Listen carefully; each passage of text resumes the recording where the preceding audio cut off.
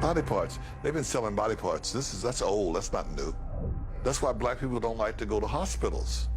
They go to get their toes clipped, their fingernails clipped, and they wake up and their foot's gone.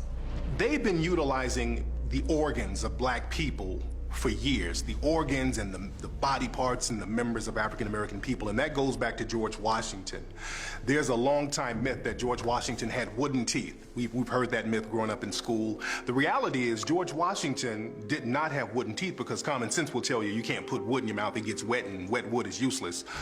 What George Washington did, he had the teeth of his African slaves yanked out of their mouths, and he made dentures out of these teeth. And they're on display. His dentures are on display at museums right now. And that just goes to show the history of African people having our bodies mutilated and our members disfigured and mutilated for the betterment and benefit of the dominant society. In America, at least 2,500 black people go missing every year. At least. Never to be found again, not killed enough, you just don't find them again. Why doesn't that number ever go down? How can you constantly have the same amount of people? Are you trying to say the same killers go out and murder the same amount of people every year? No. Somebody is taking black people off the street. There's been stories on this. Kidnapped by the government, kidnapped by organ traffickers. Drive-by shootings is organ stealing. I'm worth $50 million and I need a kidney. And you know, kidneys are pretty sensitive. You gotta find somebody who really got the kidney that matches yours. You think I'm gonna wait till somebody die for me to get one? If I don't get one soon, I'm gonna die. So guess what I'm gonna do? I'm gonna pay somebody to go research people. Okay, let's go look at all the black organ donors. Let's look at all the black people who got organ donor on their driver's license, which is why I'm not a friend of that. I say, if you wanna donate your organs, put it in your will. Say that if I die, this can go to my family, my relatives, my friends, or whomever. But when you put it on your license, I believe you make yourself a public target. And so what did they find? We got a guy in Los Angeles. He has the same blood type as you, same kidney type as you likely. He healthy though, he ain't likely to die no time soon. He don't know you, so he ain't gonna give you no organ for free. So guess what we're gonna do? We're gonna arrange a murder that makes it look like he was in a car accident. We're gonna arrange a murder that makes it look like he committed suicide. So the next thing you know, you coming out the gas station, boom, you get hit by a Mack truck, you dead, gone. You get taken to the funeral home, your family come to the funeral, they don't know that before your body got laid to rest, a little hole was poked and they pulled your kidney out. A lot of people don't know, when you get arrested or even when you get convicted, a lot of times law enforcement or police will swab your mouth for DNA. And now they have your DNA record on file, they have your genetic information on file. And you have to understand, with law enforcement, a lot of times they'll sell your information to tabloids and, like, especially celebrities, they sell their information to tabloids and magazines and news outlets all the time. So it's not a stretch to believe that they won't use your DNA or your genetic information for nefarious reasons. You, my son, cops come by and inform me you just been shot dead.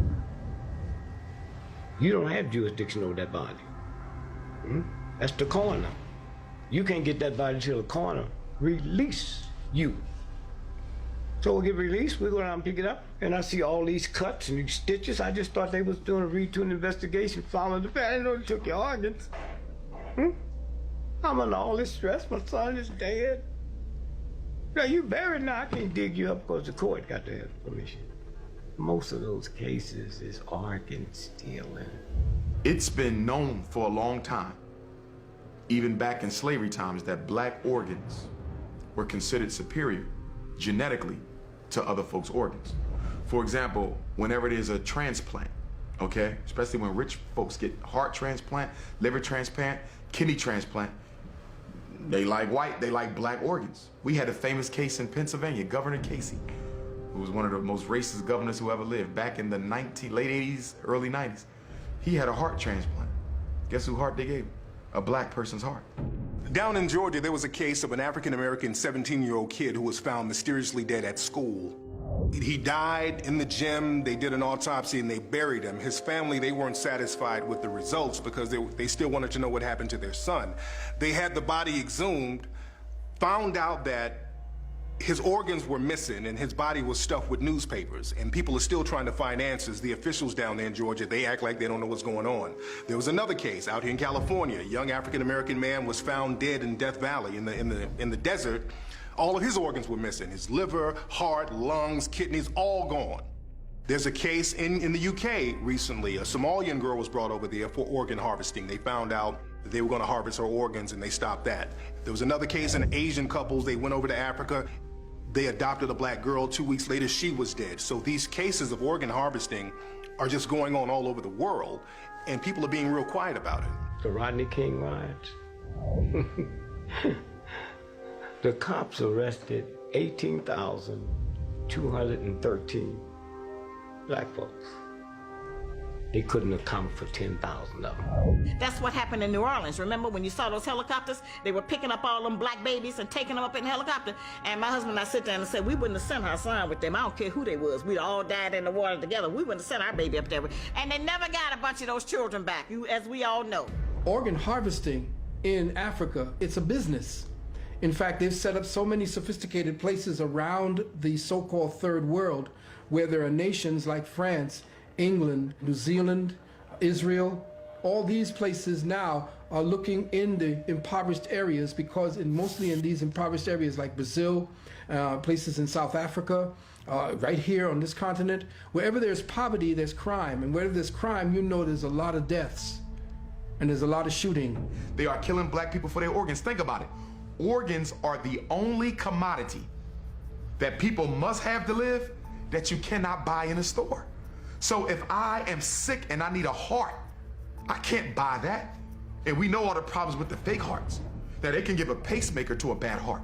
But what about when the heart needs to be replaced? You gotta find a match, and it ain't none on the donor list, and I'm worth $50 million, and I could care less about black people anyway? Guess what? Somebody gonna get shot in a drive-by. Switch over to Haiti.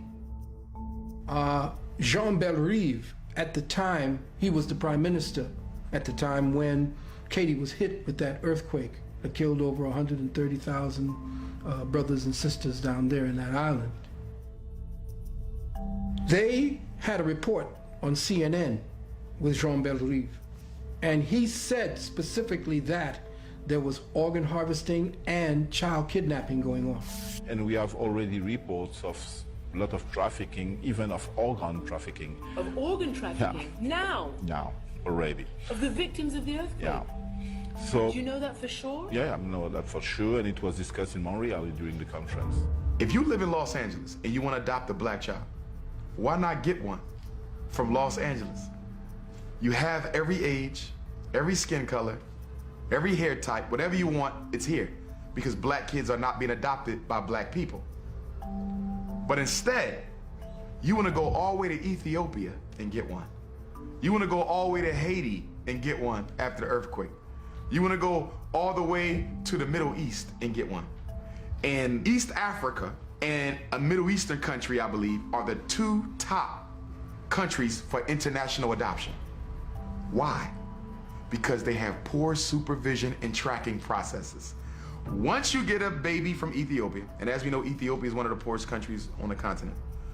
Once you get a baby from Ethiopia and bring them back to America, the Ethiopian government and their adoption agencies really don't have the technology or the resources to follow up and see what you're doing with that child. In fact, I've read articles on it where they say that after about 6 months, we never hear from the child again or the person who adopted them.